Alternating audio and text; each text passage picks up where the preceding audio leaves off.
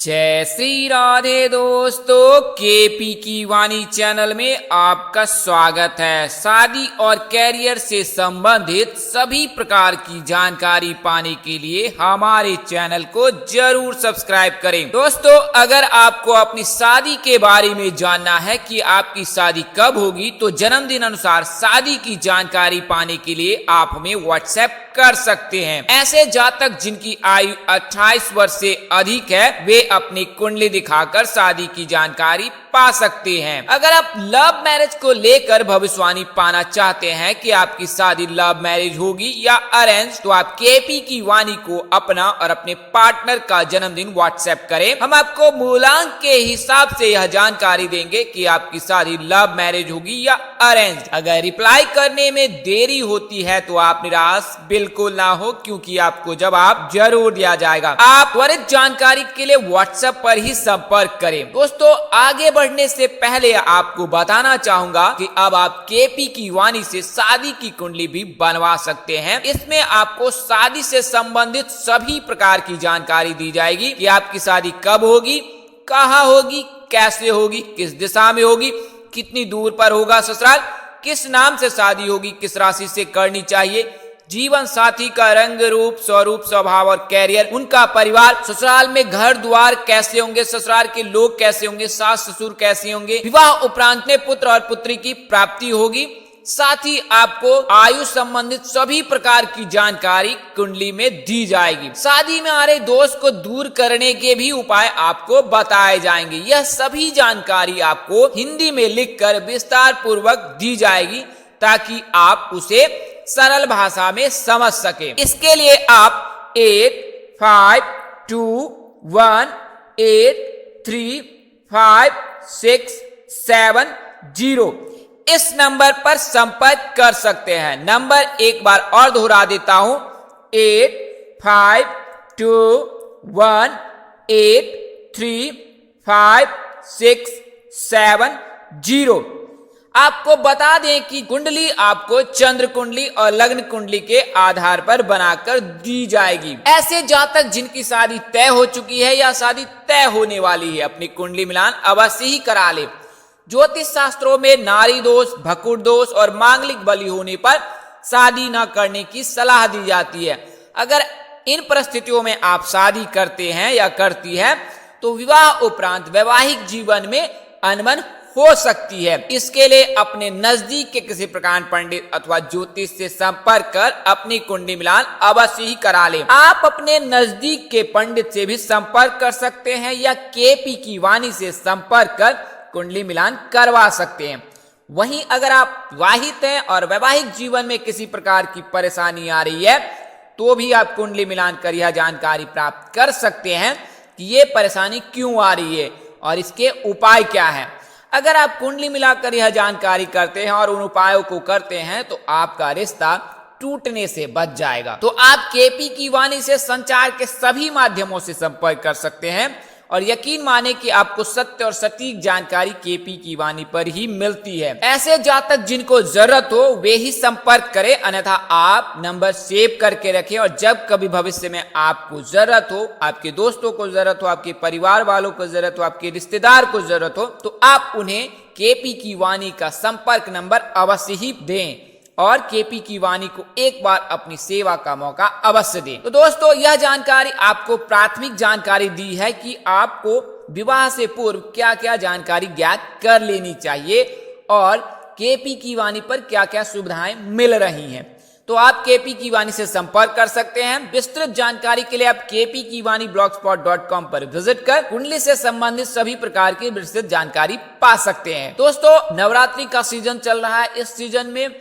विवाह होने की संभावना प्रबल रहती है। खासकर पंजाब और जम्मू कश्मीर के क्षेत्रों में नवरात्रि के 9 दिनों में विवाह हो जाता है। तो ऐसी स्थिति में आज मैं आपको उन 4 राशियों के बारे में बताने जा रहा हूँ, 4 राशियों के जातकों के बारे में बताने जा रहा हूँ जिनके विवाह के योग नवरात्रि में बन रहे हैं। और पंजाब क्षेत्र में सिख समुदाय के जो भी लोग हैं, जहां भी हैं, उनके विवाह के योग बन रहे हैं। वहीं ऐसे जातक जो सनातन धर्म को मानते हैं, उनके विवाह रिश्ता तय होने की पूरी संभावना है। इसके अलावा अन्य धर्म के लोगों के भी विवाह होने के योग बन रहे हैं। अगर आप अल्फाबेट के हिसाब से देखें तो सभी धर्मों के जातकों के जो इन 4 राशियों में हैं उनके विवाह के योग बन रहे हैं। तो आपको विस्तार से सभी जानकारी दूंगा। पहले आपको शीघ्र शादी के उपाय बता देता हूं, जो कि सरल उपाय है, जिसे आप अपने घर पर कर सकते हैं और उन उपायों को निरंतर करने से आपके विवाह संबंध जो है स्थापित हो जाएंगे। जैसा कि आपको पता है कि जब कोई व्यक्ति बीमार पड़ता है तो डॉक्टर के पास जाता है और उन्हें वो लगातार मेडिसिन खाने की सलाह देते हैं। उसी प्रकार जब कोई शादी में बाधा आती है तो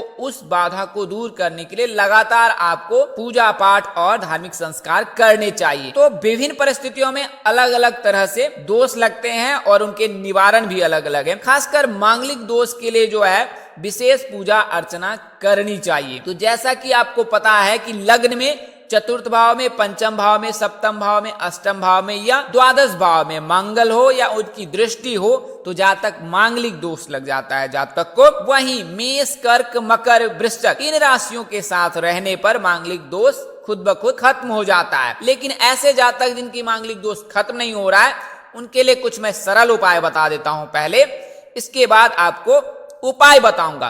तो रोजाना हनुमान चालीसा का पाठ करें, मंगलवार का उपवास करें, लाल रंग का प्रयोग कम से कम करें। मंगलवार के दिन लाल चीजों का सेवन बिल्कुल ही ना करें। कमरे के दरवाजे का रंग लाल अथवा गुलाबी रखें। आप स्थानीय मंगल दोष निवारण भी कर सकते हैं। इसके लिए आप स्थानीय पंडित से संपर्क कर मंगल दोष के निवारण को जान सकते हैं और उन्हें भी अपने घर पर कर सकती हैं या कर सकते हैं। किसी को अपने मन की बात बिल्कुल ही ना बताएं और घर में बड़े लोगों की सेवा करें। तो अगर आप इन उपायों को करते हैं तो यकीन माने कि मंगल का दोष का प्रभाव जो है वो कम होने लगता है। हालांकि मांगलिक जातक को मांगलिक जातक से ही विवाह करनी चाहिए या करना चाहिए। अगर आप अमांगलिक जातक से यानी कि नॉन मांगलिक जातक से विवाह करते हैं तो विवाह उपरांत वैवाहिक संबंध में परेशानी आ सकती है, ऐसा ज्योतिष शास्त्रों में निहित है। तो आप इस चीज का अवश्य ही ध्यान रखें। आइए अब कुछ उपाय बता देता हूं, पहले लड़कों के लिए फिर लड़कियों के लिए। तो लड़कों के जो शादी के कारक हैं वो शुक्र माने जाते हैं। शुक्र जो है सुंदरता की देवी है और स्त्री सुख, विवाह सुख का कारक माना जाता है। तो लड़कों का शुक्र का मजबूत रहना बहुत ही अनिवार्य है। शुक्र को मजबूत करने के लिए आप शिव जी की पूजा कर सकते हैं। शुक्र के जो आराध्य देव हैं वो शिव जी हैं और अगर आप शिव जी की पूजा करते हैं तो शुक्र स्वतः मजबूत हो जाता है। तो आपको हर सोमवार और शनिवार के दिन शिव जी की पूजा करनी है। शनिवार और सोमवार के दिन जल में काले तिल मिलाकर शिव जी को अर्पित करना है। सूर्य देव को रोजाना लाल रंग मिलाकर जल चढ़ाना है।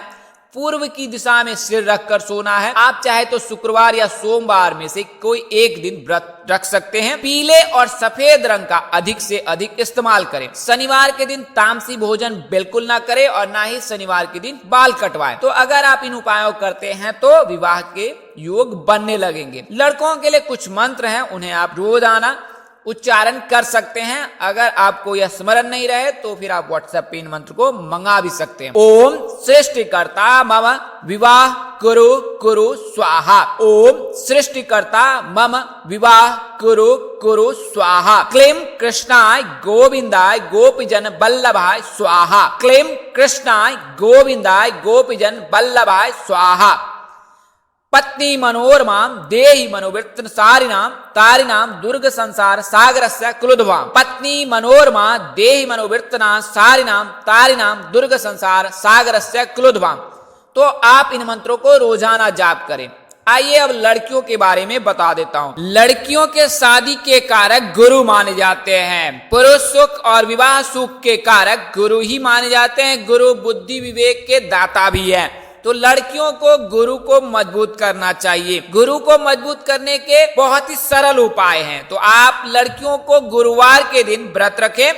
हर सोमवार और शनिवार के दिन शिव जी की पूजा करें। गुरुवार के दिन केले के पौधे में जल का अर्घ देने तक मौन व्रत धारण करें। शादी में गुप्त दान अवश्य करें। गुरुवार के दिन साबुन और शैम्पू का बिल्कुल ही इस्तेमाल ना करें। रविवार और गुरुवार को छोड़कर अन्य सभी दिनों में पीपल में जल चढ़ाएं। गुरुवार के दिन साबुन शैम्पू का बिल्कुल इस्तेमाल न करें।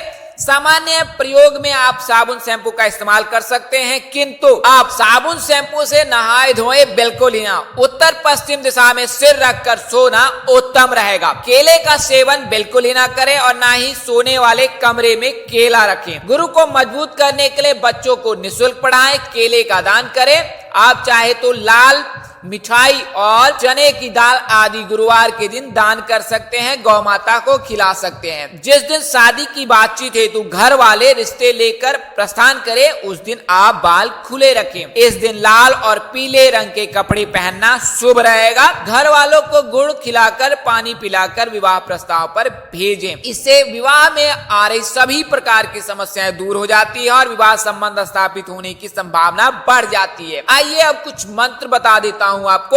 आसान शब्दों में कहें तो इन मंत्रों के जाप से विवाह के योग बनने लगते हैं। तो पहला मंत्र है ओम सृष्टिकर्ता मम विवाह कुरु कुरु स्वाहा। ओम सृष्टिकर्ता मम विवाह कुरु कुरु स्वाहा। ओम श्रीम वर प्रदाय श्री नमः। ओम श्रीम वर प्रदाय श्री नमः। क्लीं कृष्णाय गोविंदाय गोपीजन वल्लभाय स्वाहा। क्लीं कृष्णाय गोविंदाय गोपीजन वल्लभाय स्वाहा। ओम ग्राम ग्रीम ग्राम स्वः गुरुवे नमः।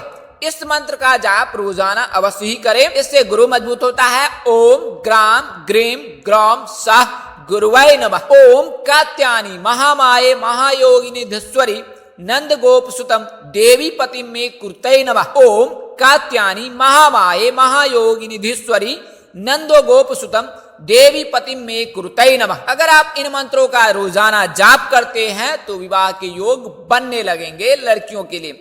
वहीं नवरात्रि में आपको पीले वस्त्र धारण करना है और माता की विशेष पूजा अर्चना करनी है। तामसी भोजन का बिल्कुल ना सेवन करें, साथ ही ब्रह्मचर्य नियम का पालन करें तो विवाह के योग अवश्य बन जाएंगे। और नवरात्रि में विवाह के योग जिन 4 राशियों के हैं उनके कारण क्या है उसके बारे में बताऊंगा। किस नाम से शादी हो सकती है, किस नाम से रिश्ते आ सकते हैं और इन सब की जानकारी आपको आइए अब देता हूं। तो गुरु के राशि परिवर्तन से गुरु जो है 6 सितंबर को राशि परिवर्तन कर कुंभ राशि से निकलकर मकर राशि में प्रवेश कर गए थे और वक्री हो गए। तो वक्री होने से जो है कुछ राशियों पर इसका शुभ परिणाम मिल रहा है और कुछ राशियों पर इसका अशुभ परिणाम मिल रहा है, यानी कि उनके जीवन में अस्थिरता है तो कुछ राशियों के जीवन में स्थिरता बनी हुई है और उनके भाग्योदय का समय है। तो उन 4 राशियों के बारे में मैं आपको बता देता हूँ। तो पहली राशि सिंह राशि है। तो गुरु के राशि परिवर्तन से, गुरु के वक्री होने से, गुरु के मार्गी हो जाने पर भी सिंह राशि के जातकों की विवाह के 100% योग बन रहे हैं, क्योंकि जो है गुरु जो है सिंह राशि के 7वें भाव में जाके विराजमान हो रहे हैं। इस वजह से सिंह राशि के जातकों की विवाह के योग बन रहे हैं, लव मैरिज के योग बन रहे हैं। अगर आप लव मैरिज करना चाहते हैं तो यह समय शुभ है। आप अपने माता पिता से बात करें, अपने पार्टनर के माता पिता से बात करें, एक दूसरे के माता पिता से मिले और अपनी व्यथा को प्रस्तुत करें तो यकीन माने कि आपको उनकी सहमति अवश्य ही मिलेगी। देर से मिलेगी लेकिन अवश्य ही मिलेगी। तो देवगुरु बृहस्पति के मकर राशि में प्रवेश करने से सिंह राशि के जातकों की विवाह के प्रबल योग बन रहे हैं। सिंह राशि के जातकों का नाम अक्षर एम से शुरू होता है और इनकी शादी के योग 26वें वर्ष से बनते हैं। तो अगर आप सिंह राशि के जातक हैं और आपकी आयु 26 वर्ष से अधिक है तो इस नवरात्रि में विवाह होने की प्रबल संभावना है। अब से लेकर 15 अक्टूबर तक MKS नाम के जातक से विवाह होने की संभावना अधिक है सिंह राशि के जातकों की। अगर आप लड़के हैं तो शिव जी की पूजा करें, माँ पार्वती की पूजा करें। लड़कियां हैं तो गुरु यानी कि भगवान विष्णु जी की पूजा करें और नवरात्रि में तो माता की पूजा करे ही करें, क्योंकि माता ही है जो सब कुछ आपकी मनोकामनाएं पूर्ण कर सकती है। तो माता के दरबार में अपनी हाजिरी अवश्य लगाए और माता के चरण में नतमस्तक होकर अपनी व्यथा सुनाकर उनसे अपने शुभ फल के लिए उनसे याचना अवश्य ही करे। यकीन माने आपकी सभी मनोकामनाएं अवश्य ही पूर्ण हो जाएंगी अगर आप सच्ची श्रद्धा से और सकारात्मक चीजों की मांग करेंगे। तो अगली राशि वृश्चिक राशि है। तो वृश्चिक राशि के जातकों के विवाह के योग न केवल गुरु के राशि परिवर्तन से बल्कि शुक्र के राशि परिवर्तन से भी हो रहा है। शुक्र जो है तुला राशि से निकलकर वृश्चिक राशि में प्रवेश कर रहे हैं, इसलिए वृश्चिक राशि के जातकों के विवाह के योग बन रहे हैं। यानी कि वृश्चिक राशि के लड़के और लड़कियों दोनों के ही 100% संभावना है शादी के। तो वृश्चिक राशि के जातकों के लिए यह समय बेहद ही शुभ है। लड़कों के लिए शुक्र मजबूत होना वृश्चिक राशि के जातकों के लिए शुभ फल ला रहा है। वहीं गुरु यानी कि गुरु की राशि परिवर्तन से भी वृश्चिक राशि के जातकों को शुभ फल प्राप्त होने वाला है। तो वृश्चिक राशि के जातकों का नाम अक्षर एन से शुरू होता है। इनकी शादी के योग 21वें वर्ष से बनते हैं। तो अगर आपकी आयु 21 वर्ष हो चुकी है और आप शादी के योग्य हैं तो इस नवरात्रि में विवाह होने की प्रबल संभावना है। शादी ST नाम के जातकों से होने की संभावना अधिक है। आपको बता दें कि Y अक्षर से भी वृश्चिक राशि का नाम अक्षर शुरू होता है। अगली राशि धनु राशि है। तो धनु राशि के जो राशि स्वामी है वो गुरु हैं और इनके आराध्य देव भगवान विष्णु जी हैं। तो गुरु के राशि परिवर्तन से धनु राशि के जातकों के भी विवाह के योग बन रहे हैं। गुरु की कृपा और भगवान श्री हरि विष्णु जी के आशीर्वाद से धनु राशि के जातकों के महज 21वें वर्ष से शादी के योग बनते हैं। तो अगर आपकी आयु 21 वर्ष से अधिक है और धनु राशि है तो नवरात्रि में आपके विवाह होने की प्रबल संभावना है।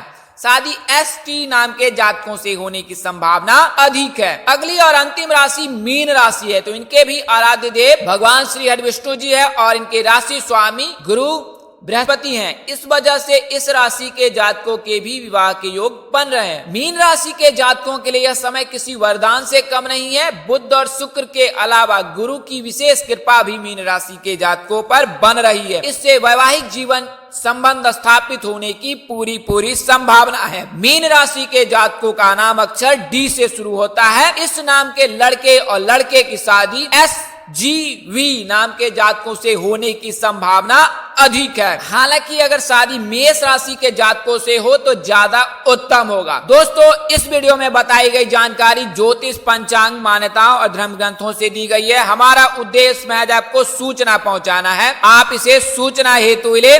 इसके अतिरिक्त अगर आप इनको मानते हैं, अपनाते हैं अथवा उपयोग करते हैं तो इसके आप स्वयं जिम्मेदार हैं। इस तरह की अन्य वीडियो देखने के लिए हमारे चैनल के डैशबोर्ड अथवा प्लेलिस्ट पर जाएं और अपनी राशि अनुसार वीडियो जरूर देखें। तो दोस्तों, आपको यह जानकारी कैसी लगी लाइक कर, कमेंट कर, शेयर कर हमें जरूर बताएं। अगर आप मेरे चैनल पर पहली बार विजिट कर रहे हैं तो चैनल को सब्सक्राइब कर ले। माता रानी के पास आपके चेहरे पर हमेशा मुस्कान बनी रहे। आप सपरिवार स्वस्थ एवं सुखी रहे। आप सभी के प्यार और स्नेह के लिए आप सबको हृदय से धन्यवाद करता हूं। आप लोग इसी तरह हमारे साथ जुड़े रहे। इन्हीं शुभकामनाओं के साथ आपसे विदा लेता हूं कि जल्द एक नए वीडियो और एक नई जानकारी लेकर आपके समक्ष हाजिर रहूंगा। तब तक के लिए मुझे इजाजत दे। नमस्कार, जय श्री राम दोस्तों, जय श्री कृष्णा, जय माता दी, जय वाहिगुरु।